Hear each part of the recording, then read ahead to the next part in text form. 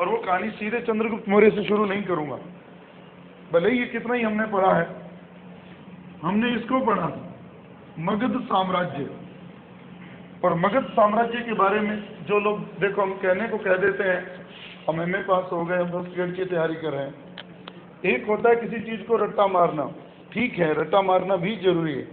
एक होता है कि उस बात को हम हैंडल कैसे करें, उसको समझें कैसे, वो बात यहाँ मैं समझाने जा रहा हूँ। बाकी मौर्य काल कोई नया नहीं है, बहुत बचपन से पढ़ाते आ रहे हैं लोग हमें। मगध साम्राज्य की नींव जिस वंश ने रखी थी, बस यहाँ से स्पीड नहीं पकड़नी, हर्यंक वंश। हर्यंक वंश को खत्म करने वाला था शिशुनाग वंश। ये तो जाने अनजाने सबने पढ़ा है, जिसको शिशुनाग एक अमात्य था। उसके बाद शिशुनाग को खत्म करने वाला था नंद वंश, और नंद वंश को खत्म करने वाला था मौर्य वंश। एक तो हमें ये क्रम जानना है। नंद वंश में 9 राजा हुए, जिनको नव नंद कहते हैं, जिसमें पहला था महापद्म नंद और अंतिम था धनानंद या धन। कई बार इसका सीधा ये भी नाम लिखा है धन। ये भी सीधे प्रश्न बहुत बार पेपर में आया हुआ है कि सिकंदर के आक्रमण के समय भारत का राजा कौन था? नंद राजा, धननंद, धनानंद, धन, कई नाम मिलते हैं। अब सवाल ये, 326 ईसा पूर्व की घटना देखिए और उसके साथ इसे जोड़ दीजिए। अब हमारे पास जो ढांचा है, मैं कुछ उसको थोड़ा ठीक करूं ताकि आपको कुछ समझ में आ जाए। और हम चंद्रगुप्त को पढ़ने से पहले इतना जल्दी नहीं, हम लोग बहुत कुछ पहले से जानते जरूर हैं और वहीं चंद्रगुप्त से गलती हो जाती है। अब जरा ये देखिए, यहाँ जो एरिया है मगध में, पाटलिपुत्र में, जिसको हम कहते हैं नंद राजा राज कर रहा था, जिसका नाम था धननंद। अब इन्हीं दिनों में यहाँ पर हमारे तक्षशिला विश्वविद्यालय था। कुछ चीजें जोड़ रहा हूँ। इसमें एक व्यक्ति पढ़ाता था जिसका नाम था चाणक्य, विष्णुगुप्त कौटिल्य, और एक लड़का। अब कहानी सुनिए पहले और आपको कुछ क्लियर हो जाएगी बात। कहते हैं जिस समय, पर पहले कुछ इस तरह से नहीं, चलो यूं ही ठीक रहेगा। जिस तरह 9 राजा हुए नंद वंश में, पहला राजा महापद्म नंद, जिसका एक नाम था उग्रसेन। उसको महापद्म नंद इसलिए कहा गया क्योंकि उसके पास इतनी संख्या में धन दौलत और पैसा था, इसलिए उसका नाम पड़ गया महापद्म। ये कहते हैं शूद्र था, अत्याचारी था, जनता इसे पसंद नहीं करती थी। इसका पता हमें कहाँ से लगता है? वही कौटिल्य के अर्थशास्त्र से, कुछ यूनानी लेखकों के ग्रंथों से, जिनकी मैं अभी चर्चा करूंगा। कहते हैं जब सिकंदर आ गया दुनिया को जीतने के लिए 326 ईसा पूर्व में, झेलम नदी के तट पर उसने अपना पड़ाव डाल दिया। लेकिन झेलम में उस समय बाढ़ आई हुई थी और एक राजा तक्षशिला का उससे बिना लड़े ही मिल गया, आम्भी। ये लोगों को नहीं जानना, आपको जानना। आम्भी नामक राजा उससे मिल गया और उसको पोरस पर आक्रमण करने के लिए उकसाया, क्योंकि दोनों सीमावर्ती राजा थे, दोनों में आपस में लड़ाई होती रहती। उसने अपने शत्रु को दबाने के लिए विदेशी का साथ दिया, यूनानी का साथ दिया, मैसिडोनिया आक्रमण का साथ दिया। सिकंदर ने कुछ नहीं किया। एक रात एक चाल चली, उसने अपने कुछ सैनिकों को वहीं झेलम के पार छोड़ दिया कि आप आग जलाते रहो ताकि पोरस उलझा रहे, और वो झेलम के किनारे किनारे आगे बढ़ गया और झेलम में अपनी सेनाएं उतार दी। भोर हुई, अभी पोरस के सैनिक सोकर उठे ही थे कि उनके ऊपर आक्रमण हो गया। इस तरह से पोरस तो हार गया, वीरता से लड़ा। सिकंदर ने उससे पूछा, ये बात बहुत प्रसिद्ध है, कि तुम्हारे साथ क्या सलूक किया जाए? तो उसने कहा जैसा राज्योचित सत्कार होता है एक हारे हुए राजा के साथ जीता हुआ राजा करता है, मेरा वध कर दिया जाए। कहते हैं सिकंदर उसकी वीरता से बहुत प्रभावित हुआ और वो उसको माफ कर गया, उसका राज्य उसे लौटा गया। लेकिन सिकंदर वापस उसी समय नहीं गया। अब यहाँ से आपकी कहानी शुरू होती। कहते सिकंदर अभी भारत में ही ठहरा हुआ था। जस्टिन, यहाँ से आपकी कड़ी शुरू होती है जो मुश्किल है। जस्टिन और प्लूटार्क 2 ऐसे लेखक हैं, यूनान के हैं, जो ये कहते हैं कि जिस समय सिकंदर यहाँ अपने कैंप में ठहरा हुआ था, एक लड़का उससे मिलने आया, सेंड्रोकोटस। ये नाम आपने पढ़ा है ना, सेंड्रोकोटस, एंड्रोकोटस, फिलार्कस, उसे सेंड्रोकोप्टस कहता। ये नाम जस्टिन ने अपनी पुस्तक में दिए हैं, सार संग्रह में। ये उसका नाम है किताब का, सार संग्रह, जस्टिन। जस्टिन कहता है कि एक लड़का सिकंदर से मिलने आया और उसने सिकंदर को जो कहा वो कुछ यूं कि आप बहुत महान हैं, पहले मैं एक बात और क्लियर कर दूं, जिन लोगों को पता ना हो, मैंने अपनी जीके की क्लास में भी कहा है, सिकंदर विश्व विजय के लिए आया था। हम यही बचपन से सुनते आ रहे हैं। कौन से विश्व की विजय? जो आज दिख रहा है इतना बड़ा 7 महाद्वीपों में? नहीं, वो उस विश्व की विजय करने आया था जितने विश्व के बारे में यूनान के लोग उस समय जानते थे, और उसकी सीमा भारत ही थी। यूनान, तुर्की, ईरान, अफगानिस्तान, भारत, यही उसका पड़ाव था। और अपने हिसाब से वो दुनिया जीतने के अंतिम पड़ाव पर था। यहाँ रुका, कैंप में था। जस्टिन कहता, एक लड़का मिलने आया, सेंड्रोकोटस। वो उसे कहता, आप बहुत महान हैं, आपने इतने बड़े राजा को हरा दिया है, आगे बढ़े। एक और दुष्ट है जो शूद्र भी है, नीची जाति का है, लोगों को वो तंग करता है, आप उसे भी हरा दें। कहते सिकंदर ने उसकी बात नहीं मानी, उल्टे उसे गिरफ्तार करने का आदेश दिया। लड़का भागकर जंगलों में छिप गया। कहते हैं वो एक औरत की झुग्गी में घुस गया, झोपड़ी में घुस गया। वो बासी रोटियां बांट रही थी, उसे भूख लगी और वो लाइन में बैठ गया। जब वो लाइन में बैठ गया तो उस औरत ने उसे बासी रोटी दी और वो बीच बीच में से खा गया। अक्सर बच्चे करते हैं, किनारे छोड़ देते हैं। तंदूर की रोटियां शाम तक हार्ड हो जाती हैं, हमने बहुत किया ऐसा, अभी भी याद है। तो गालियां भी पड़ती थी। फिर माँ क्या करती, बच्चे वो टुकड़े जो होते हैं ना, उनकी चूरी बना देती, सूख जाती थी। तो पंजाबियों में तो बहुत प्रसिद्ध है रोटी की चूरी, तो फिर वो चाय के साथ खाते। तो उस तरह से जब चंद्रगुप्त बीच में से रोटी खा गया तो उस औरत ने उसको कहा कि कितना मूर्ख है ये लड़का, चंद्रगुप्त की तरह, जो राजधानी पर अटैक करता है, सीधे सीमाओं को पहले सुरक्षित नहीं करता। वो लड़का और कोई नहीं, चंद्रगुप्त ही था। उसने वहां से अकल ली और अब उसने शुरू किया उस पर काम। ये कहानी विमल चंद्र पांडे महोदय ने दी है। जहां भी आप पढ़ोगे, एक बात आपको जाननी है कि चंद्रगुप्त मौर्य जहां मौर्य साम्राज्य की नींव रखने वाला राजा था, वहीं उसके प्रारंभिक जीवन के बारे में कल्पनाओं के अलावा और कुछ भी नहीं बचा। हमें पता नहीं लगता, इतना ही पता है कि उसके माता पिता ने अपने बुरे दिनों की वजह से एक गोपालक को बेच दिया। उस गोपालक को जब खरीद लिया, उसने उसको पाला पोसा। एक दिन जंगल में वो एक राजकिलम खेल खेल रहा था, जो आप अपनी गाइडों में पढ़ते हैं। राजकिलम मतलब वो राजा बना हुआ था, प्रजा के फैसले कर रहा था। चाणक्य ने छिप कर देख लिया, 1000 कर्षापण दे के गोपालक और उसने लड़के को खरीद लिया और तक्षशिला ले गया।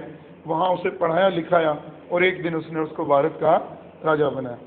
ये टच पॉइंट है जिससे हमने सिकंदर के आक्रमण से यहाँ घुसना था। अब सवाल ये, सिकंदर ने उसको तो भगा दिया। सिकंदर ने खुद इच्छा की कि मैं जाऊंगा आगे, जीतूंगा भारत को, लेकिन उसकी सेना ने जवाब दे दिया। क्यों? उन्होंने कहा, जब इस सीमा के ऊपर रहने वाला पंजाब का राजा इतना महत्वपूर्ण है, वो कितना ताकतवर होगा जो अखिल भारतीय राजा है। हम अभी नहीं लड़ेंगे, हम वर्षों से निकलकर अपने घरों से आए हैं, अपने बीवी बच्चों से मिले भी नहीं हैं, एक बार वापस जाएंगे फिर लौट कर आएंगे। सिकंदर अब क्या करता? जब सेना ने जवाब दे दिया, अब सिकंदर क्या करता? वो लौट गया। यहाँ आपको एक बात याद रखनी है, ये जो 326 में पोरस के साथ युद्ध हुआ, इसको हिंदी में तो कहते हैं झेलम का युद्ध, अंग्रेजी में कहते हैं हाइडेस्पीज का युद्ध। ये युद्ध हुआ और इसमें पोरस हारा था, लेकिन सिकंदर वापस लौट गया। लेकिन वापस लौटते हुए अपने देश नहीं पहुंचा। वो 323 ईसा पूर्व में बेबीलोन के रेगिस्तान में तड़प कर बीमार होकर मर गया। अभी मैं कहानी की उस तरीके से शुरू नहीं कर रहा हूं जिस तरह से किताबें करती हैं। पहले आपकी एंट्री उस चैप्टर में, सिकंदर मर गया। एक लाइन बोलकर अपनी बात छोड़ रहा हूं और नए सिरे से शुरू कर रहा हूं। जैसे ही सिकंदर मर गया, जस्टिन लिखता है कि अलेक्जेंडर के मरते ही, सिकंदर के मरते ही यूनानी सत्ता का जुआ भारत ने अपने सर से उतार कर फेंक दिया, और इस स्वतंत्रता का जन्मदाता और कोई नहीं, सेंड्रोकोटस था। ये बात क्या मायने रखती है उसको पढ़ने से पहले अब हम लौट के चलते हैं मौर्य साम्राज्य की ओर। मौर्य साम्राज्य का इतिहास जानने के साधन में बोल ही रहा हूँ, लिखे नहीं जाएंगे इतने।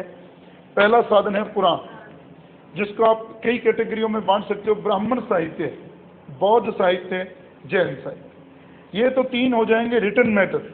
फिर आ जाएंगे पुरातात्विक स्रोत, और मेरे ख्याल से आप फर्स्ट ग्रेड के लिए यही चीज महत्वपूर्ण, कहानी महत्वपूर्ण नहीं है, स्रोत जानने हैं कि what is source of modern history. और उसमें सबसे पहला नाम है पुराणों में विष्णु पुराण, बहुत बड़ा नाम है। अब सवाल ये, एक तो पुराण हो गए, एक हो गया विशाख दत्त का मुद्रा राक्षस। लेकिन यहाँ एक बात और ध्यान रखनी है, मुद्रा राक्षस के ऊपर 10वीं शताब्दी में एक टीका भी लिखी गई ढूंढीराज के द्वारा। ढूंढीराज, ये बड़ा नाम है आपको इतिहास जानने में। एक बार स्कूल लेक्चर में पूछा गया है मुद्रा राक्षस के टीकाकार कौन है, ढूंढीराज, 10वीं शताब्दी का। ये हो गया दूसरा स्रोत। तीसरा स्रोत है सोमदेव का कथा सरित सागर, तीसरा नाम। चौथा नाम है क्षेमेंद्र, जिसकी किताब का नाम है वृहत कथा मंजरी। ये सीधे रटे होने चाहिए आपको, इसमें समझने की बात नहीं है। दोबारा दोहरा रहा हूँ, विष्णु पुराण या पुराण लिख सकते हो सीधे, पुराण विशाखदत्त का मुद्रा राक्षस की टीका जो ढूंढीराज ने लिखी है, सोमदेव का कथा सरित सागर, क्षेमेंद्र की वृहत कथा मंजरी, कौटिल्य का अर्थशास्त्र, ये बड़े नाम हैं। और लामा तारानाथ जिसने लिखी हैं 2 किताबें, कुंग्यूर और तुंग्यूर, 2 नाम, कुंग्यूर और तुंग्यूर। लामा तारानाथ तिब्बती इतिहासकार हुआ 12वीं शताब्दी में। और एक नाम और भी लिख सकते हो, कलहण की राजतरंगिणी। इतने स्रोत हैं जो केवल किससे संबंधित हैं। एक मैंने लामा तारानाथ का नाम बीच में जोड़ दिया, जबकि वो बौद्ध साहित्य है। मैं अभी बात कर रहा हूँ ब्राह्मण साहित्य। लामा तारानाथ की कुंग्यूर और तुंग्यूर, आधा ग है, दोनों में आधा ग है, कुंग्यूर और तुंग्यूर। अब चलते हैं बौद्ध साहित्य पे। 2 नाम बड़े बढ़िया हैं, दीपवंश, महावंश, दीघनिकाय, दिव्यावतार। 4 नाम आपको याद। दीघनिकाय किसका हिस्सा है, सुत्त पिटक का। दिव्यावतान अशोक का पूरा ज्ञान देता है। और 2 ग्रंथ सिंहली ग्रंथ हैं पाली भाषा में लिखे हुए, दीपवंश और महावंश। जैन ग्रंथों में आ जाइए, हेमचंद्र का परिशिष्ट पर्वन और भद्रबाहु का कल्पसूत्र। ये हैं आपके इतिहास को जानने के स्रोत। अब एक बात तो बड़ी रह गई, यूनानी स्रोतों की बात करें तो मेगस्थनीज की Indica, Curtius, Arrian, Plutarch, Justin, Strabo, Pliny. ये नाम आपको मैं बार बार एक बार बताऊंगा और बार बार इनकी चर्चा आएगी। पेपर में कैसे पूछ लें, निम्नलिखित में से एक मौर्य काल के इतिहास से संबंधित नहीं है तो गड़बड़ हो जाएगी, इसलिए नाम याद हो। अब बात शुरू करते हैं। हुआ क्या, ये तो हमारे और एक अशोक के अभिलेख हैं, वो कहने की जरूरत नहीं हो, तो हम सीधे पढ़ेंगे पुरातत्व में। अब जब राजा था धन, सिकंदर ने तो हराया नहीं, वो तो चला गया, मर गया वो तो कहते हैं एक बार चंद्रगुप्त की, जो कौटिल्य की, चाणक्य की, उसने अपने दरबार में बेइज्जती की थी और उसने कसम खाई कि मैं तुझे समूल नष्ट कर दूंगा। वो तलाश में था कौन मिले मुझे जिसको मैं लेकर हिंदुस्तान को जीत लूं और अपना बदला ले लूं। एक बहुत बड़ी गलती हमारी बड़ी किताबों में चल रही है, उसको एक IAS की बुक ने ठीक किया है और वो यूं लिखा है, इसको बड़े ध्यान से सुनना, मैंने अपने जीके में भी कहा है। अक्सर जो लोग ये सुनते हैं कि धननंद ने अपने दरबार में चाणक्य का अपनी यज्ञशाला में अपमान किया था, गलत है ये बात। इधर ये बात कही जा रही है कि वो शूद्र था और इधर ये बात कही जा रही है वो अपनी यज्ञशाला में अपमान करता है। तो यज्ञशाला में अपमान कैसे होगा, शूद्र यज्ञ कब से करने लगे, तो बात ही नहीं जमती। इसलिए यज्ञशाला में अपमान नहीं हुआ। उसका उत्तर एक्यूरेट ये है, जब सिकंदर ने यहाँ आक्रमण किया था तो सबसे पहले कौन सा विश्वविद्यालय आता था, और आचार्य कौन सा, तक्षशिला का श्रेष्ठ चाणक्य। वो यहाँ से निकला, तत्कालीन राजा के पास गया कि आप हमारी मदद करें विदेशी आक्रमण के खिलाफ, यवन आक्रमण के खिलाफ। उसने उसकी बात नहीं सुनी और उसने उसको जान से मारने की कसम खाई कि मैं तुझे यहाँ से हटा दूंगा। ये हुई बात। बाद में चंद्रगुप्त मिल गया चाणक्य को, तो ये जोड़ी हो गई जिसको आप विष्णुगुप्त भी कहते हो और एक नाम हो गया चंद्रगुप्त। इन दोनों लोगों ने धननंद पर आक्रमण किया और इस तरह से इन्होंने मुद्रा राक्षस, विशाखदत्त की मुद्रा राक्षस के अनुसार उन्होंने धननंद को पराजित किया और इस तरह से मगध राज्य पर अधिकार कर लिया और मौर्य साम्राज्य की नींव रखी। लेकिन यहाँ एक और विवाद है, हम फर्स्ट ग्रेड पढ़ रहे हैं इसलिए उत्तर तो चाहिए। जरा ध्यान दें, मैं 2 लाइनें कहूंगा कि क्या चंद्रगुप्त ने पहले इसे जीता या इसे जीता, पहले पंजाब को जीता या उसने पहले मगध को जीता। ये सवाल बहुत बड़ा है। उत्तर पंजाब, इसका उत्तर आपको इसी व्यक्ति की लाइन में मिलेगा जिसका मैंने अभी नाम लिया। जस्टिन, दोबारा सुनिए बात, कि जैसे ही सिकंदर मरा और उसके मरते ही भारत ने अपने सर से यूनानी सत्ता का जुआ उतार कर फेंक दिया और वो आज़ाद हो गया। इस आज़ादी का नेतृत्व करने वाला लड़का और कोई नहीं, चंद्रगुप्त था। यानी कि उसने, सिकंदर ने कितने एरिया में जीत हासिल की थी, इतने एरिया में वो निकल गया। इस एरिया को कैसे उसने जीत लिया चंद्रगुप्त ने, और उसके बाद आगे बढ़कर उसने किसको जीता, मगध को। इसका भी प्रमाण है कि उसने पंजाब को जीता था कि नहीं। दो प्रमाण और दे रहा हूं, शायद आपको बात उससे आसान हो जाए। वो ये है कि जब सिकंदर मर गया तो उसके जितने भी साथ आए हुए बड़े बड़े गवर्नर थे वो आपस में लड़ पड़े। स्वाभाविक है ये तो। ईरान से लेकर भारत के बीच में उसने जितना प्रदेश जीता था उसको पाने के लिए उनमें लड़ाई हो गई। आखिरकार उनमें एक संधि हो गई ट्रिपरेडिसिस की। ट्रिपरेडिसिस की संधि में कहीं भी इन प्रदेशों का उल्लेख नहीं है, भारतीय प्रदेशों का उल्लेख नहीं है। यानी कि बंटवारा हुआ उन गवर्नरों में, उस बंटवारे में उन प्रदेशों का जिक्र नहीं है जिसको भारत में सिकंदर ने जीता था। इसका मतलब क्या हुआ, जस्टिन की बात जोड़ो। सिकंदर के निकलते ही जिन प्रदेशों को सिकंदर ने भारत में जीता था वो पुनः यूनानियों से छीन लिए गए, और वो छीनने का काम किसने किया, चंद्रगुप्त ने। इसलिए उस संधि में भारत के प्रदेशों का नाम नहीं है। इसका मतलब सिकंदर के मरते ही भारत उन प्रदेशों को वापस ले गया, और उसका नेतृत्व करने वाला चंद्रगुप्त था। इसलिए वो प्रदेश भी फिर कौन सा है, पहला पंजाब। एक बात तो ये।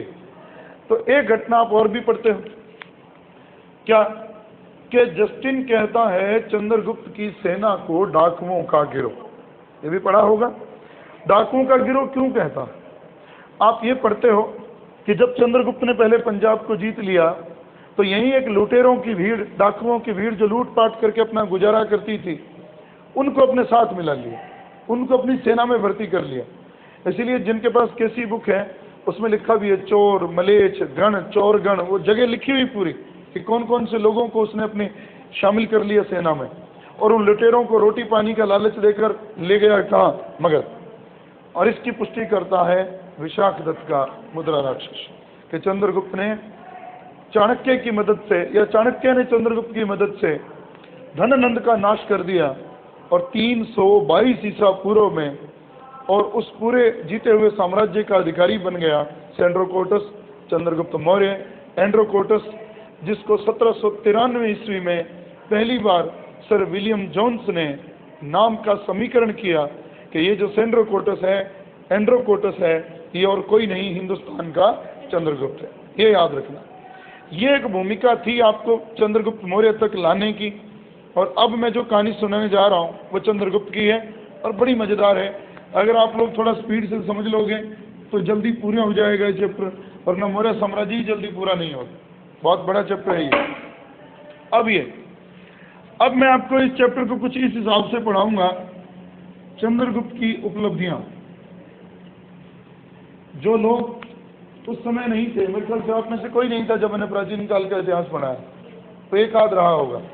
एक बड़ी मजेदार चीज बताने जा रहा हूं आपको जो बहुत ही शानदार है। आप अगर कोई रेफरेंस बुक पढ़ते हैं, वीसी पांडे, केसी श्रीवास्तव, तो उसमें मौर्य साम्राज्य का इतिहास शुरू होते ही एक बात लिखी, गौर से सुनने की है, कि जैसे ही हम मौर्य काल का इतिहास पढ़ना शुरू करते हैं, हम इतिहास की उस धरा पर कदम रखते हैं जहाँ से आगे आने वाले राजाओं की तिथियां हमें मिलनी शुरू हो जाती। यानी कि इससे पीछे हम तिथि क्रम के मामले में केवल अंदाजे लगाते हैं, कार्बन डेटिंग लगाते हैं, यहाँ से तिथियां मिलनी शुरू हो जाती। प्रूव करो। एनसीईआरटी कहती है चंद्रगुप्त मौर्य गद्दी पर बैठा 321, और मैं कहता हूँ 322 में, और वीसी पांडे महोदय ने और केसी श्रीवास्तव ने, दोनों ने इसको प्रूव किया है। आप इसे प्रूव करें, बड़ी मजेदार तरीका। देखिए 322 ईसा पूर्व में वो गद्दी पर बैठा, ऐसा हम मानते हैं। 24 साल उसने शासन किया और 298 ईसा पूर्व में उसकी मृत्यु हो गई। अब अगर हम ये मानते हैं कि तिथियां मिलनी शुरू हो जाती हैं, तो तिथियों को प्रूव करो साबित कि चंद्रगुप्त मौर्य इस तारीख को गद्दी पर बैठा था, तो वो तारीख है। अब लाता हूं उस ग्रंथ का नाम जो बहुत ही प्रसिद्ध है, महावंश। कहाँ का ज्ञान देता है? सिंगल द्वीप का। सिंगल द्वीप मतलब श्रीलंका का। महावंश में एक भविष्यवाणी है। कुछ लोगों को समझ नहीं आएगी बात, कोशिश करना, जाके करके देखना, इस मेथड को समझ में आएगी। महावंश कहता है, उसमें महात्मा बुद्ध की एक भविष्यवाणी है, मेरे मरने के 218 साल बाद अशोक नाम का राजा होगा और वो बौद्ध धर्म का प्रचार करेगा।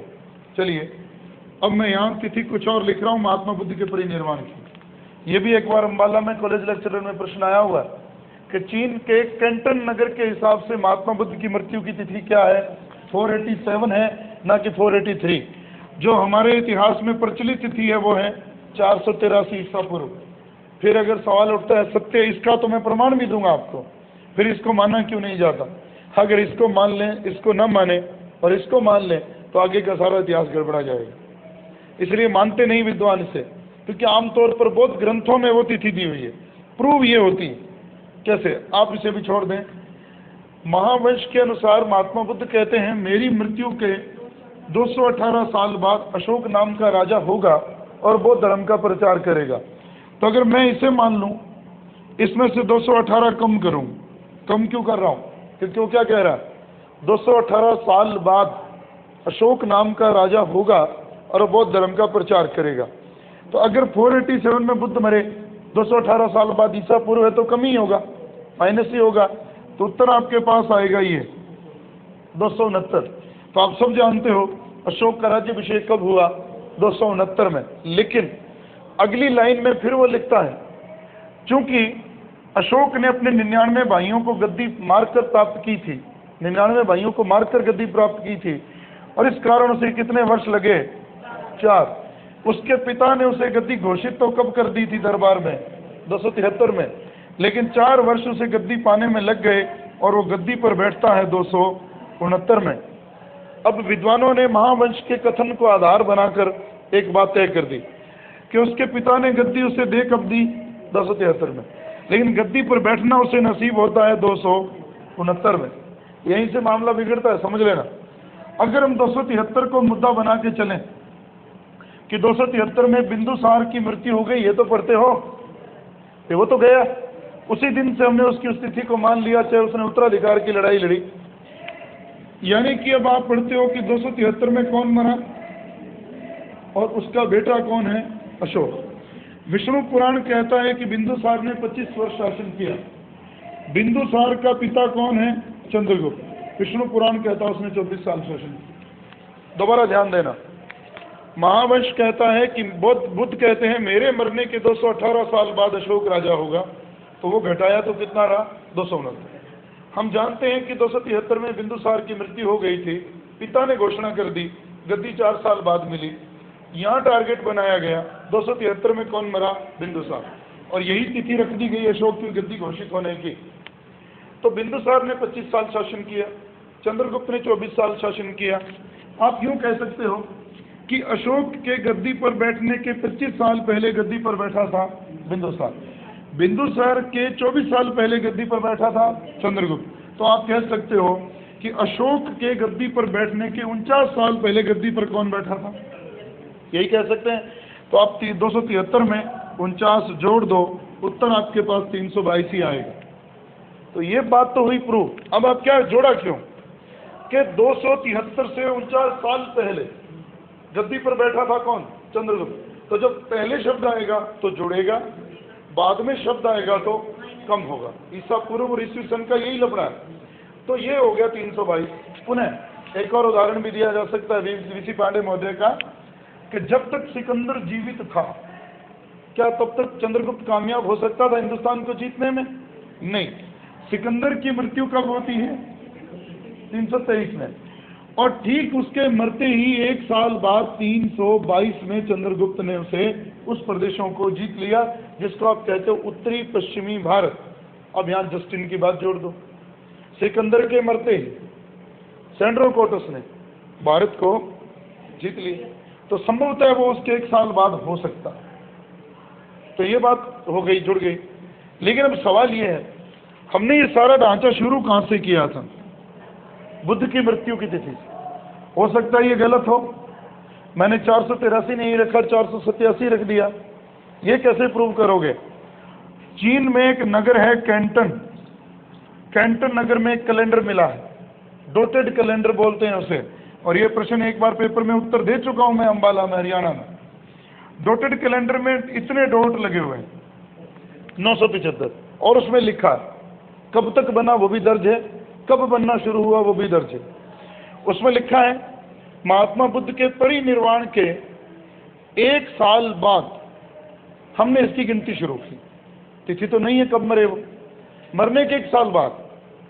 और ये कब तक बनता रहा, 489 ईस्वी तक, ये लिखा हुआ। 489 ईस्वी मतलब अपना कैलेंडर आ गया, ये ध्यान रखना। 489 ईस्वी तक ये डोट लगते रहे। अब आप यूं कह सकते हो महात्मा बुद्ध के मरने के कितने साल बाद डोट लगने शुरू हुए? बिंदियां कितनी लगी हैं? 975, एक आप जोड़ो, यानी कि इस तिथि को ये बनना बंद हो गया। तो 489 ईस्वी से 976 साल पहले कौन मरा? कुछ समझे? दोबारा ध्यान दो, इस कैलेंडर में स्पष्ट लिखा है बुद्ध के मरने के 1 साल बाद गिनती शुरू हुई। डॉट कब लगने शुरू हुए? 1 साल बाद, और एक डॉट 1 साल का है। तो कब तक, कितने साल तक कैलेंडर चला? 975। 1 साल बाद बनना शुरू होता है, एक आप जोड़ दो एक बिंदी, तो 976 साल हो चुके जब वो कैलेंडर बनना बंद हुआ। उससे पहले 976 साल पहले कौन मरे थे? बुद्ध मरे थे, यही तो कहते हैं। तो ये कब तक बनता रहा? 489 तक। इसमें से 975 माइनस कर दो, आपके पास उत्तर यही आएगा, 487। तो कैंटन नगर के अनुसार, डॉटेड कैलेंडर के अनुसार महात्मा बुद्ध के परिनिर्वाण की तिथि 487 है, और उसको आधार बनाए, महावंश को आधार बनाए, तो ठीक तिथि निकलती है 322 ईसा पूर्व में चंद्रगुप्त मौर्य साम्राज्य की गद्दी पर बैठा। अब आपको लॉजिक लगाने की एनसीईआरटी की किसी चीज़ की जरूरत नहीं है।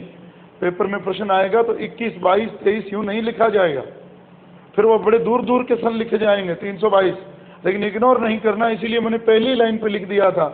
कई लोग 323 भी लिखते हैं, 21, 22, 23 3 दे दिए जाते हैं, और एक्यूरेट मैं जिसके साथ हमेशा, और आज तक मैंने कभी धोखा नहीं खाया, 322 ही सही माना जाता है, और आप आरपीएससी को प्रूव करके दे सकते हो, कोई टेंशन नहीं।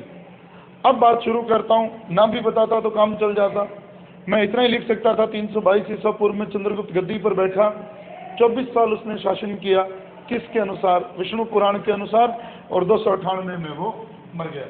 लेकिन इससे हमारे सब्जेक्ट की एक बात प्रूव होती है कि ये केवल कहानियां नहीं है, लॉजिक वाइज टॉपिक है।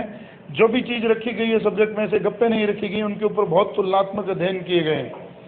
अब करता हूँ शुरू चंद्रगुप्त की उपलब्धियाँ। सबसे पहली उसकी उपलब्धि है विरासत में मिला साम्राज्य। ये टॉपिक आपको कहीं लिखा नहीं मिलेगा, लेकिन फिर भी लिख रहा हूँ। दूसरा है सेल्यूक्स की पराजय, ये तो सबने पढ़ा है।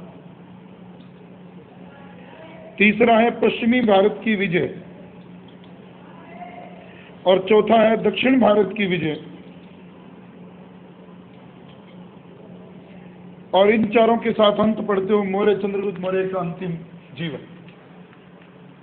तो ये इतना आसान नहीं है, अगर आपने दिल से पहले पढ़ा है मौर्य साम्राज्य को तो बात है आसान, नहीं तो बहुत कुछ है इसमें, बहुत थका देने वाला है। आप में से कितने लोगों का ग्रुप ए है हिस्ट्री में? 1, 2, 3, उनको फायदा रहेगा। खैर अगर ईमानदारी से 1 वीक नहीं पढ़े तो पहले ये बात शुरू करते हैं, विरासत में मिला साम्राज्य। जरा गौर करो, मैंने ये टॉपिक क्यों लिखा? कहीं नहीं लिखा है, वीसी पांडे महोदय ने लिखा। उस किताब का हवाला बार बार क्यों देता हूँ? गीता है वो इतिहास की छोटी सी किताब जो मैं लाया था परसों। वो कहता है कि विरासत तो बाप दादाओं की होती है, और उस हिसाब से तो चंद्रगुप्त के बाप दादाओं का हमें कोई पता नहीं। लेकिन विरासत वो भी होती है जिसको पाने में आपको कोई मशक्कत करनी ना पड़े।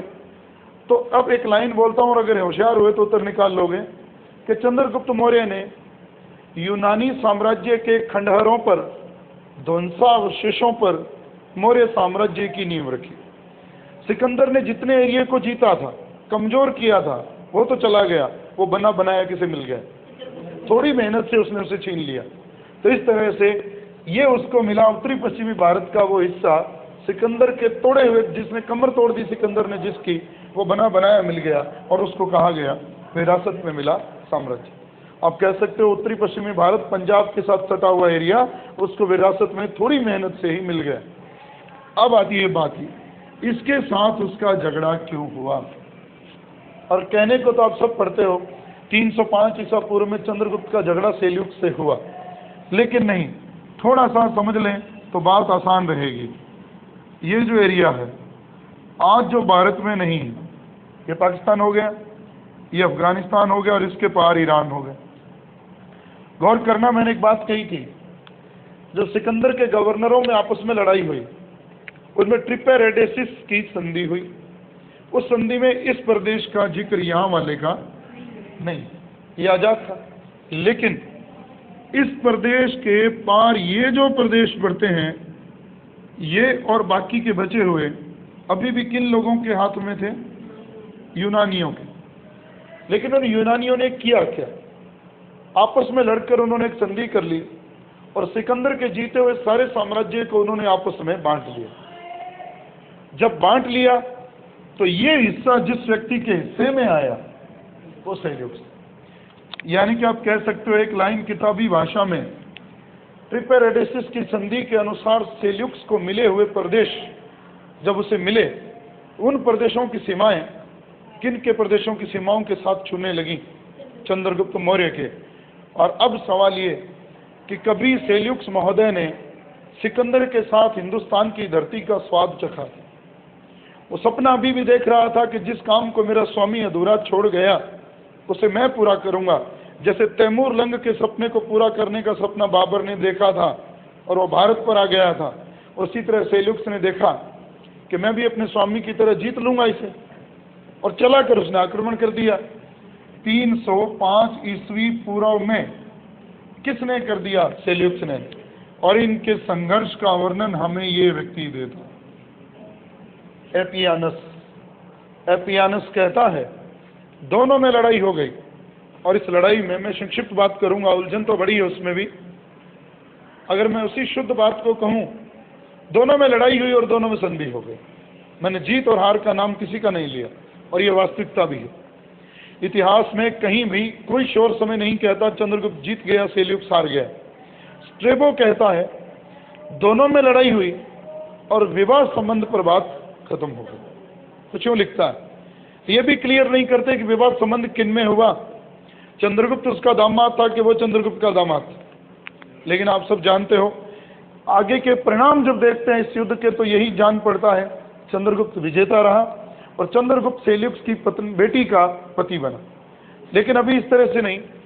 305 ईस्वी पूर्व में सेल्यूक्स ने उस पर आक्रमण कर दिया चंद्रगुप्त पर, और चंद्रगुप्त ने हरा दिया, और हराने के बाद दोनों में एक संधि हो गई।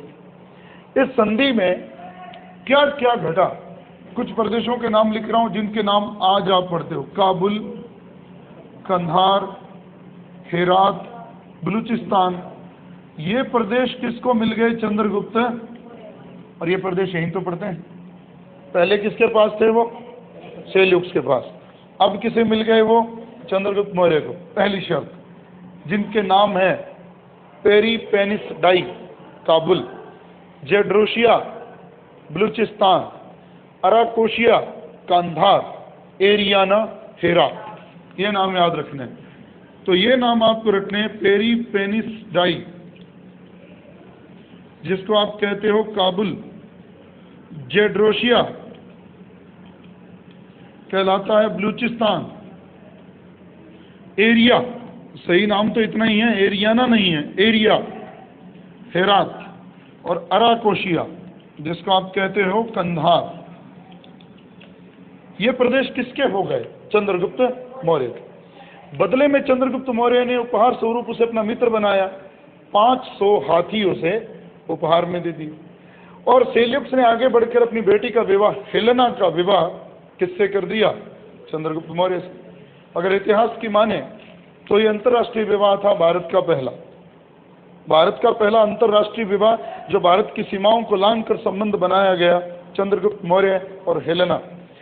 अब एक बड़ी बात, कहते हैं सेल्यूक्स ने अपना एक राजदूत भी चंद्रगुप्त मौर्य के दरबार में भेजा, जिसकी मूल पुस्तक आज भी उपलब्ध नहीं है। स्वान बेक महोदय ने उसे छान मारा और मैक्रिंडल महोदय ने उसके टुकड़े छापकर मैगस्थनीज की इंडिका के नाम से हमारे सामने रखे हैं। तो कौन था वो राजदूत जो चंद्रगुप्त के दरबार में आया? मैगस्थनीज, जिसने पुस्तक लिखी इंडिका कब से कब तक भारत में रहा? कितने ही उत्तर पढ़ लो, सही उत्तर ही 305 ईसा पूर्व से लेकर 299 ईस्वी पूर्व तक वो भारत में रहा और उसने भारत के बारे में बहुत लिखा है। मौर्य प्रशासन में नगर प्रशासन के ऊपर उसने बहुत कुछ लिखा है और पाटलिपुत्र नगर की समृद्धि के बारे में उसने बहुत जानकारी दी है, जिसको आप जीके की क्लास में भी पढ़ते हो। 18 स्टेडिया और 80 स्टेडिया लंबा, 18 स्टेडिया चौड़ा, 570 बुर्ज, 64 दरवाजे, ये सब हम पढ़ते हैं, वो बाद में पढ़ेंगे। तो ये तो थी उसकी दूसरी विजय उपलब्धि। एक उपलब्धि उसकी क्या रही? विरासत में मिला साम्राज्य। दूसरे, उसने एक यूनानी गवर्नर को हराया, सेल्यूकस निकेटर। निकेटर का मतलब होता है विजेता, उसको हराया। अब बीच में छोटी सी बात और जोड़ रहा हूँ जो लिखी नहीं है, वो मैं बता गया हूँ। मुद्रा राक्षस के अनुसार चंद्रगुप्त ने सेल्यूकस को भी हराने से पहले मगध को जीत लिया था। किसकी मदद से? चाणक्य की। और पंजाब, मगध, सेल्यूकस, और अब नंबर आता है इसका, पश्चिमी भारत की विजय। जिन लोगों ने जीके की क्लास ली है उन्हें समस्या नहीं होती, पर थोड़ा समझ लें हम जिन्होंने नहीं ली। आज पश्चिमी भारत का मतलब होता है गुजरात, लेकिन उस समय महाराष्ट्र में बंबई भी कहाँ था? गुजरात में, और पश्चिमी भारत में था। आप एक नाम पढ़ते हो, महादेव गोविंद रानाडे, MG रानाडे, जिसको महाराष्ट्र के सुकरात कहते हैं और पश्चिमी भारत में चेतना जगाने का अग्रदूत भी कहते हैं। तो वो क्या कहा जाता है? पश्चिमी भारत के अग्रदूत कहे जाते हैं, क्योंकि उस समय वो क्या था? महाराष्ट्र, बंबई पश्चिमी भारत में था, गुजरात में। थोड़ा सा पेचीदा है मामला, बहुत बड़ी बात है ये कि चंद्रगुप्त ने पश्चिमी भारत को जीता था कि नहीं, इसकी पुष्टि कहाँ से होती है? क्योंकि हमारे पास कोई भी ऐसा प्रमाण नहीं है जिससे हमें पता लगे कि उसने कोई लड़ाई लड़ी। लड़ाई तो कोई लड़ी नहीं, लेकिन फिर भी हमारे पास प्रत्यक्ष तो नहीं, मौर्य साम्राज्य से हटकर तीसरे प्रमाण मौजूद हैं जो ये प्रूव करते हैं कि उसने पश्चिमी भारत को जीता था। जैसे हिस्ट्री वाले विद्यार्थियों को समझने में दिक्कत नहीं होती, शक राजा रुद्रदामन सिलेबस में नहीं हो पर फिर भी उसका नाम सबने पढ़ा है। मध्य एशियाई जाति के लोग जो गुजरात में भी बैठ गए, मथुरा में भी बैठ गए, जिनको आप पश्चिम के शक, मथुरा के शक, उज्जैनी के शक कई नामों से जानते हो, वही शक भारत में आकर क्षत्रप कहलाए। क्षत्रप क्या होता है? शासक, शकों का शासक क्षत्रप कहलाए, शक क्षत्रप। तो शक राजा हुआ रुद्रदामन, वो कहाँ हुआ? जूनागढ़ में, जिसको आप कहते हो काठियावाड़। लेकिन रुद्रदामन हुआ लगभग इस समय, और हम जो पढ़ रहे हैं चंद्रगुप्त मौर्य का, चलो लगभग ये रख लो, आसान रहेगी बात। 300 ईसा पूर्व के करीब हम बात पढ़ रहे हैं। कितने साल हो गए? 450 साल हो गए। 300 तो ये सीधे घटेंगे, पहले नीचे आएंगे, 0 पे आएंगे, 150 फिर ऊपर चलेंगे, 450 साल। यानी कि रुद्रदामन मौर्य साम्राज्य के नहीं, चंद्रगुप्त मौर्य के लगभग 450 साल बाद गुजरात का शासक हुआ। और उस व्यक्ति ने अपने जीवन की उपलब्धियों को एक पत्थर पर लिखवाया, जिसको हम कहते हैं रुद्रदामन का जूनागढ़ अभिलेख। जूनागढ़ अभिलेख के नाम से एक भ्रांति दूर कर दो। रुद्रदामन का जूनागढ़ अभिलेख, स्कंदगुप्त का जूनागढ़ अभिलेख, अशोक का गिरनार अभिलेख, तीनों ही वहीं इसी जगह पे मिले हैं, और यह अभिलेख एक ही है, अलग अलग नहीं। एक ही शिला पट्टिका पर 3 लोगों ने लिख दिया है। जूनागढ़ का पुराना नाम है यवनगढ़, यवनगढ़ का नाम बदलकर बना योनागढ़, और योनागढ़ से बना जूनागढ़, और जूनागढ़ का मतलब होता है पुराना किला। उसी म्यूजियम के सामने एक पार्क में वो शिलालेख बड़ा है, बहुत बड़ा है। आर्कियोलॉजिकल सर्वे ऑफ इंडिया ने उसमें पट्टियां लगा दी हैं और ऊपर लिख दिया गया है बकायदा, ये स्कंदगुप्त का जूनागढ़ है, ये रुद्रदामन का जूनागढ़ है, और ये अशोक का गिरनार। क्या अब आप क्लियर समझ सकते हो? जब अशोक ने वहां अभिलेख लिखवाया तब उस प्रदेश का नाम गिरनार था, जूनागढ़ नहीं था। बाद में उसका नाम इंडो ग्रीक लोग आए तो उसका नाम हो गया बाद के अभिलेखों में, बाद के शास्त्रों में, जिसको आप पढ़ते हो जूनागढ़, और वो गुजरात में आज भी है, पढ़ते हो ना जूनागढ़। अब सवाल ये, इतनी कहानी बताने की जरूरत क्या थी मुझे? बहुत सी भ्रांतियां रहती हैं इतिहास में, केवल पेपर के लिए नहीं जानना। बहुत सी ऐसी चीजें हैं जिनके बारे में हम किसी से बात नहीं कर सकते, हमें पता ही नहीं रहता क्या हुआ। रुद्रदामन का जूनागढ़ अभिलेख जो लगभग 150 ईस्वी का है, रुद्रदामन लिखता है कि यहाँ पर एक प्रांत है जिसका नाम आप ये आज भी है, सौराष्ट्र। सौराष्ट्र प्रांत में एक झील है जिसका नाम है सुदर्शन झील। भाई रुद्रदामन को क्या लेना देना, किसने बनवाई उसको क्या लेना देना, लेकिन वो लिखता है कि ये सुदर्शन झील टूट गई। किसके काल में टूटी? रुद्रदामन। अब वो लिखता है ये सुदर्शन झील जिसका निर्माण चंद्रगुप्त के गवर्नर पुष्यगुप्त वैश्य, पूरा नाम बोला करो, बहुत कुछ बताएगा ही, पुष्यगुप्त वैश्य ने जिसका निर्माण करवाया, वो अशोक मौर्य के काल में भी टूटी और वो फिर टूट गई और उसका निर्माण उसने फिर से करवाया। क्या कह रहा हूं मैं, क्या साबित अभी क्या करना चाहता हूं मैं, हम पढ़ क्या रहे कि चंद्रगुप्त ने पश्चिमी भारत को जीता के नहीं। हर एक पहली कड़ी को याद रखना जो मैं बता रहा हूं, तभी समझ में आएगी। हमने उल्लेख किसका उठाया है? रुद्रदामन के जूनागढ़ अभिलेख, 450 साल बाद हुआ। वो कहता है कि सुदर्शन झील जो कहाँ है, जिसे बनाने वाला किसका गवर्नर है, कौन से प्रांत का गवर्नर है? सौराष्ट्र का। और वो झील बनवाने वाला तो वो इसके काल में टूटी, फिर मेरे काल में अब वो फिर टूट गई, मैंने उसको ठीक करवाया। अब उसने ठीक करवाया नहीं करवाया, हमारे पास एक उत्तर मिल गया कि गुजरात में सुदर्शन झील का मुख्य निर्माण करवाने वाला शासक तो चंद्रगुप्त था और निर्माण करवाने वाला प्रांतीय अधिकारी पुष्यगुप्त वैश्य। 3 उत्तर मिले हैं। पहले तो ये कि चंद्रगुप्त के काल में, इस शब्द को लिखने का मेरा मतलब है वैश्य, कि चंद्रगुप्त के काल में जो पद मिलते थे वो योग्यता के आधार पर भी मिलते थे, क्योंकि चंद्रगुप्त क्षत्रिय था।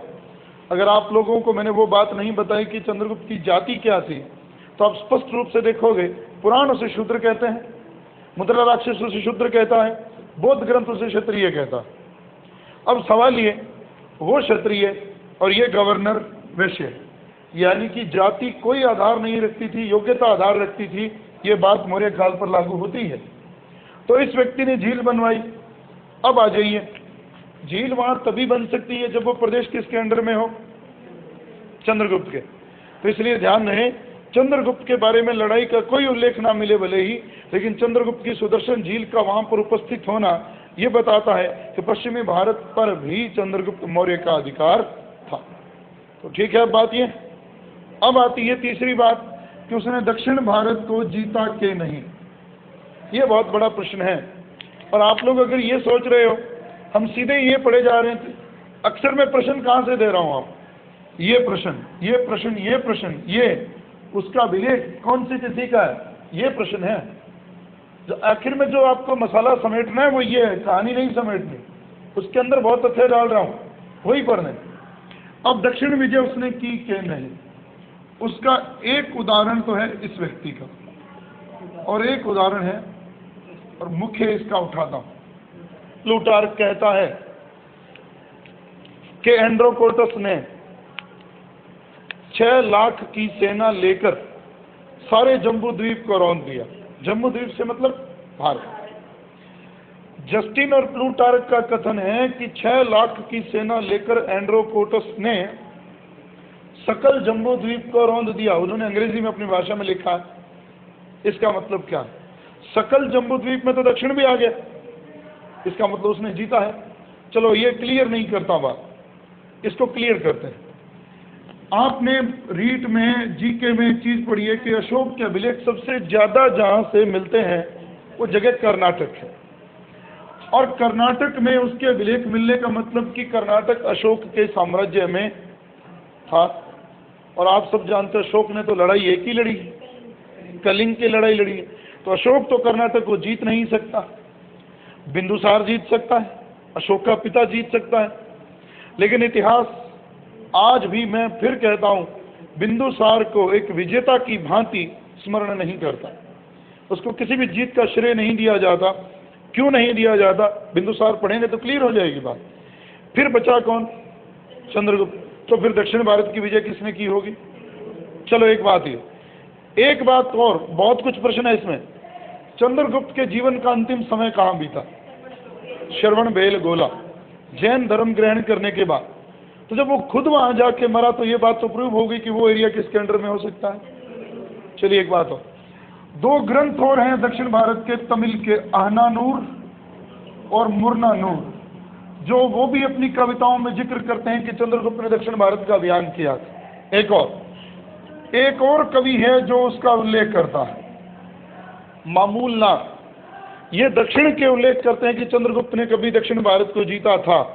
आहनानूर, मुरनानूर दो काव्य ग्रंथ हैं, और एक है कवि मामूलनाथ जो जिक्र करता है कि चंद्रगुप्त मौर्य ने दक्षिण भारत को जीता था। ये हो गई एक बात। यानी कि अब हमारे पास सीधा लड़ाई का कोई साक्ष्य तो नहीं मिला कि चंद्रगुप्त ने दक्षिण भारत को जीता था, लेकिन ये प्रत्यक्ष नहीं परोक्ष घटनाक्रम बताता है कि चंद्रगुप्त मौर्य का अधिकार दक्षिण भारत पर था। लेकिन ये लाइन याद रखना, सुदूर दक्षिण अभी भी मौर्यों के अधिकार क्षेत्र से बाहर था। अशोक के अभिलेखों में जहां हम उल्लेख पाते हैं, उसके 13वें अभिलेख में, उसके दूसरे शिलालेख में 13वां तो स्पष्ट कहता है, दूसरा और स्पष्ट कहता है पड़ोसी राज्य, 13वां कहता है पड़ोसी देश। दूसरे वृहद शिलालेख में वो कहता है चोल पुत्र, सतीय पुत्र, केरल, ताम्रपर्णी, ये सारे मेरे साम्राज्य के पड़ोसी हैं, यानी कि मेरे साम्राज्य से बाहर है। तो कर्नाटक तक उसकी सीमाएं थी, मैसूर कह सकते हो, श्रवण बेलगोला भी कह सकते हो। अब उसकी कहानी ये तो प्रूव हो गया कि उसने दक्षिण को जीता था, वहां से उसके अवशेष मिलते हैं। अब बात ये कहते हैं चंद्रगुप्त ने भारत को जीत तो लिया, लेकिन अभी एक बात और जोड़ दूं, क्या चंद्रगुप्त ने बांग्लादेश को या बंगाल को जीता था या नहीं? ये बात बहुत कम जोड़ी मिलती है। यहाँ भी एक प्रश्न, हमें पता नहीं है किसी लड़ाई का, लेकिन एक बात जरूर है। अब यहाँ भी एक चीज और पढ़ते हो, वो आपको यही तो याद करवानी है।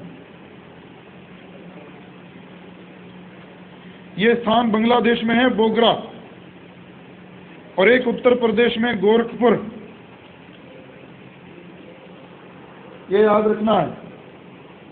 ये दो अभिलेख, बोगरा और सहगोरा, ये जो दो है, सहगोरा गोरखपुर में है, बोगरा महास्थान बांग्लादेश में। इन दो जगहों से कोई अभिलेख नहीं मिला। तांबे की दो पट्टिकाएं मिली हैं जो एक तरह से दान करने के उल्लेख हैं। अगर आप इतिहास को बड़ी बारीकी से एमए में पढ़ के आए हो तो एक नाम कभी सुना होगा, झारखंड चौबे या EH का 5वां पेपर एमए फाइनल का, जिसका उत्तर मिलते नहीं, पेपर में प्रश्न आते मिलते नहीं। इतिहास, दर्शन, विधियां, उपकरण, टूल्स, बहुत मेथड एंड टूल्स, बड़ा पेपर है। अभी भी लोग बड़े परेशान हो रहे हैं, थोड़े दिन बाद उसका पेपर है, उसके प्रश्न ही नहीं मिलते, उत्तर ही नहीं मिलते। और वो कहाँ से क्लियर करता है? EH कार और झारखंड चौबे, छोटे छोटे दो गुटके हैं, 100 रुपये की किताब है, पूरे भारत में उसमें से प्रश्न बाहर नहीं जाता। What is history? इतिहास क्या है, कार्य कारण क्या है, इतिहास में दर्शन क्या है, वस्तुनिष्ठता क्या है। तो उस हिसाब से बात करूं, उनमें उल्लेख है कि इतिहास को जानने के साधन कितने तरह के होते हैं। तो आपको एक पता लगेगा, सरकारी अभिलेख और निजी अभिलेख। एक चीज पढ़ते हो आप, निजी अभिलेख क्या होते हैं? किसी राजा के पर्सनल दान पत्र, टेम्पलेट जो काई की बनी होती है, तांबे की, वो जहां दान देते थे वहां तांबे की पट्टी पर लिखवा कर साथ ही उसको लगा देते, उसके दान दक्षिणा देने वाले के साथ ही गांव में उसको खुदवा देते। तो वो दो कहां से मिले? एक तो बांग्लादेश से मिला और एक कहां से मिला है? सहगोरा, गोरखपुर से। क्या लिखा उसमें? क्या प्रूव करता है? कि अकाल पड़ा और लोगों को गेहूं अन्न दान में दिया गया, यानी कि अपनी दानशीलता का उल्लेख कर रहा है। और कौन कर रहा है? चंद्रगुप्त मौर्य कर रहा है। ये ध्यान रखना है। अक्सर आपके दिमाग में क्या आता है? बंगाल आते ही हम अशोक पर जा ठोकते हैं बात, क्योंकि आप सब जानते हैं अशोक नेपाल की तराइयों में भी गया, उसने वहां पर अभिलेख भी लगवाए। लेकिन अब जो पूरे चैप्टर में मुश्किल बात आई आपके लिए वो यही रहेगी, अशोक की दक्षिण विजय का एक प्रमाण आहनानूर, मुरनानूर और मामूलनार नामक कवि, 3 चीजें उल्लेख करती हैं। बंगाल पर उसका अधिकार था कि नहीं, लड़ाई का उल्लेख नहीं मिलता। बोगरा और सहगोरा 2 ऐसे दान पत्र हैं, तांबे की टेम्पलेट्स हैं, जो बांग्लादेश और उत्तर प्रदेश के गोरखपुर से मिलती हैं, जिनमें अकाल के समय लोगों को गेहूं दान देने का उल्लेख है। ये भी प्रूव करता है कि वो प्रदेश किसके अधिकार में था? चंद्रगुप्त मौर्य के। ये तो हो गया उसके जीवन का ढांचा। अब सवाल ये, कहते हैं चंद्रगुप्त मौर्य के जीवन के अंतिम 12 सालों में बौद्ध ग्रंथ कहते हैं, सिंहली ग्रंथ भी कहते हैं, जैन ग्रंथ भी कहते हैं। 12 सालों का भीषण अकाल पड़ गया, लाखों लोग मृत्यु को प्राप्त हुए और चंद्रगुप्त उससे निपटने में नितांत असफल रहा। आखिर थक गया, उसने अपना ब्राह्मण धर्म भी छोड़ दिया। धर्म कौन सा ग्रहण कर लिया? तो आप अब कह सकते हो जैन धर्म अपनाने से पहले चंद्रगुप्त मौर्य किस धर्म का अनुयायी था? ब्राह्मण। छोड़ा, जैन धर्म अपनाया। महावीर स्वामी के एक शिष्य है जिनका नाम था भद्रबाहु। याद हो, मैं वहां नहीं बता के गया। 2 जैन संगीतियां हुई, जिनमें पहली तो हुई है कहाँ? चंद्रगुप्त के काल में पाटलिपुत्र में, दूसरी वल्लभी में देवर्धि रमा शर्मण के नेतृत्व में।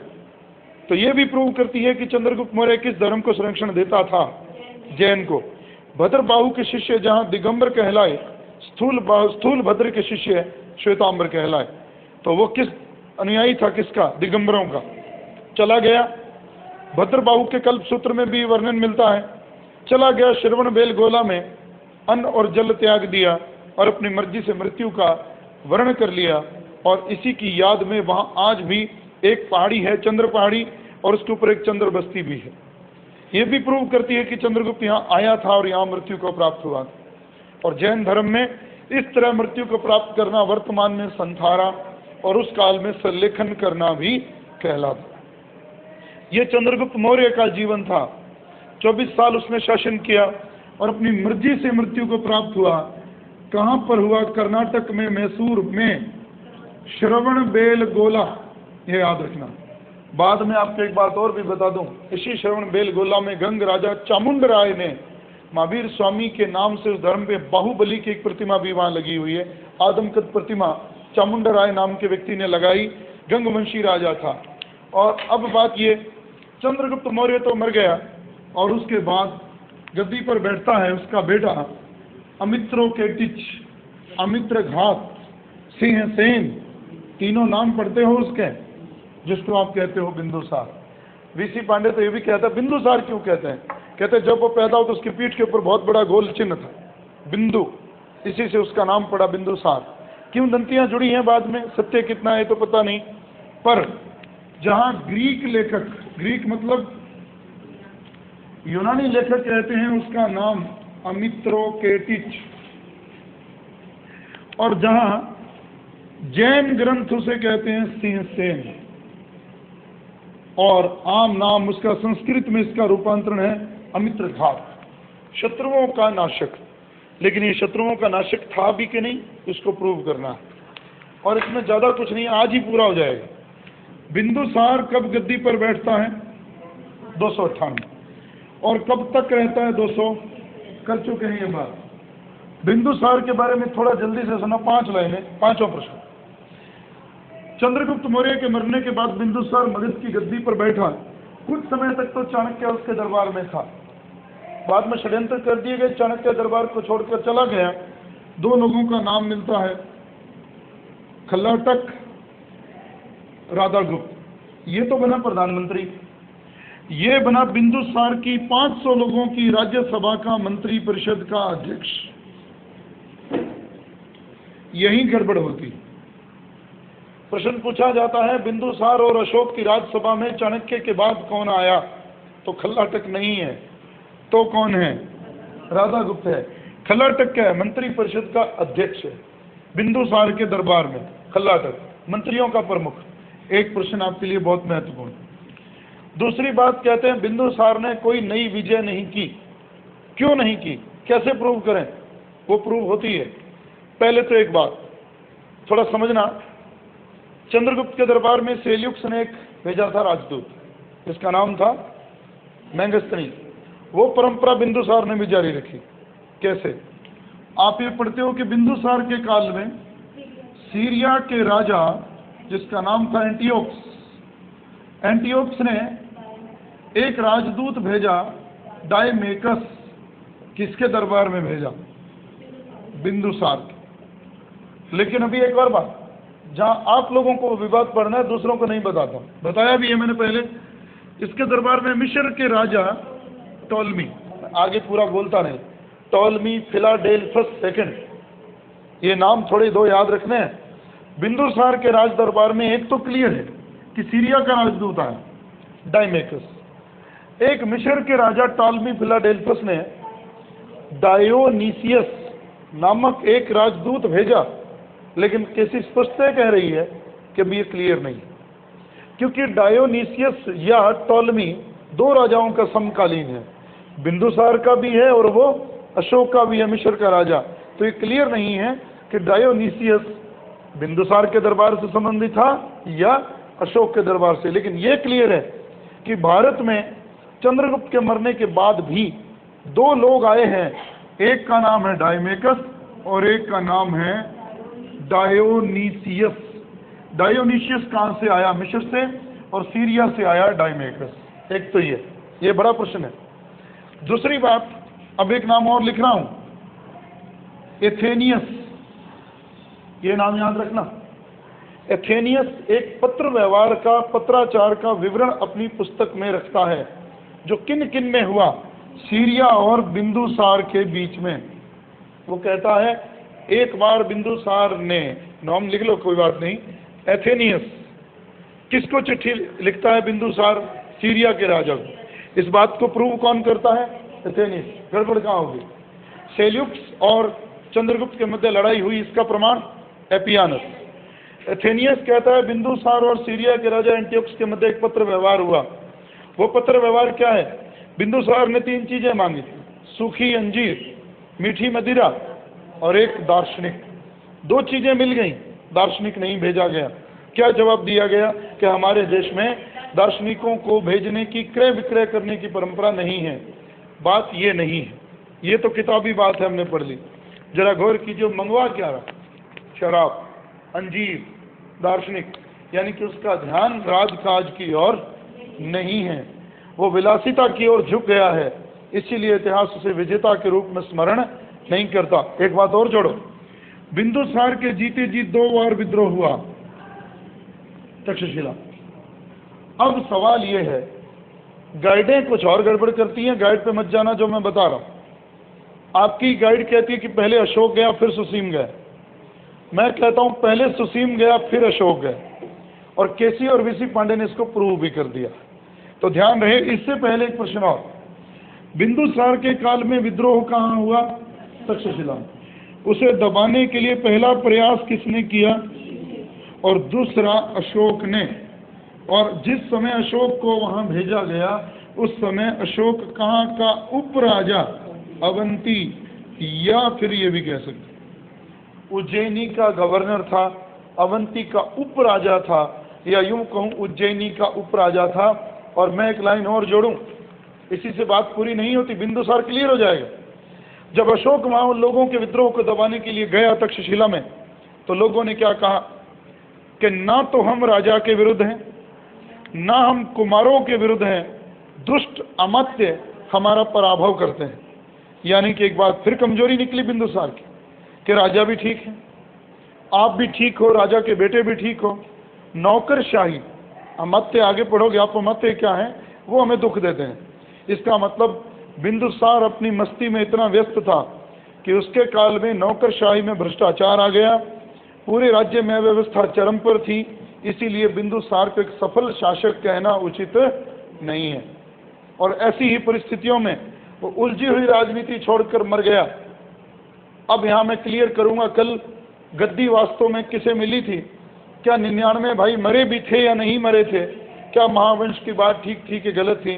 तो इस तरह से आज हमने 2 कैरेक्टर पढ़े हैं, कल पूरा करेंगे और एक क्लास और मांगेगी है जिसमें प्रशासन पढ़ा जाए।